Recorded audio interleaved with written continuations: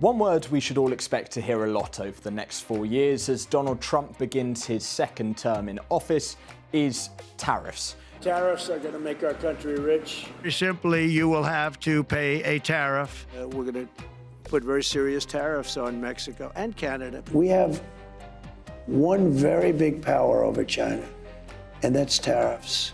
From China to Canada, Mexico to Russia, Donald Trump has warned many countries will feel the impact of new tariffs during his second presidency. But what are they, and why does he call them? The most beautiful word in the dictionary is tariff. A tariff is effectively a type of tax placed on imports. They can raise revenue for governments, but they can also be used as a protectionist measure to make foreign products coming into a country more expensive, meaning that buyers turn towards local goods. So say you're a business in the US importing a phone from China to the United States, and it costs $500. It's priced competitively, and many consumers opt to buy this Chinese-made phone instead of a similar US product that may be more expensive. Now Trump comes along and slaps a 10% tariff on that import.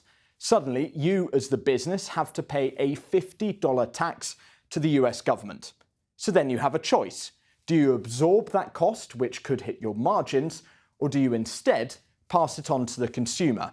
Now, if you choose the latter, the price of that phone then rises, and it is now less competitive in comparison to the similar US model, meaning the consumer may opt for the American-made phone instead of the Chinese one. Here, Trump could achieve two aims of raising some money and, in his words, to buy American and hire American. But here's the problem. Firstly, there's nothing stopping those domestic makers increasing their prices with higher demand. And then what happens if, instead of importing a whole phone, a business is just importing a single part from China for a phone that is otherwise manufactured in the United States?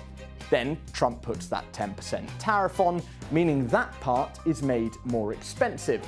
In turn, that would make the phone more expensive to build and ultimately for the buyer to get their hands on. Now that's why many experts worry about the inflationary impact. And what happens if China, in retaliation, puts a similar tariff on products being exported from the US and imported there? That kind of tit for tat could hurt US businesses and companies looking to make money in overseas markets. So look, there's clearly risks, but why is he so keen on tariffs? Well, he tends to use them to force a country into acting on a political issue, whether that's pushing President Putin to make a deal to end the Ukraine war, or leaning on Canada and Mexico to crack down on immigrants who he says are trying to use their territory to cross into the United States illegally. Tariffs can have a major impact on foreign exporters who will be worried about losing their stake in the profitable US market. So they are, in many ways, an effective way of getting a country's attention. But Trump is taking a gamble, hoping the tariff threat will lead to political results without causing economic harm and international retaliation.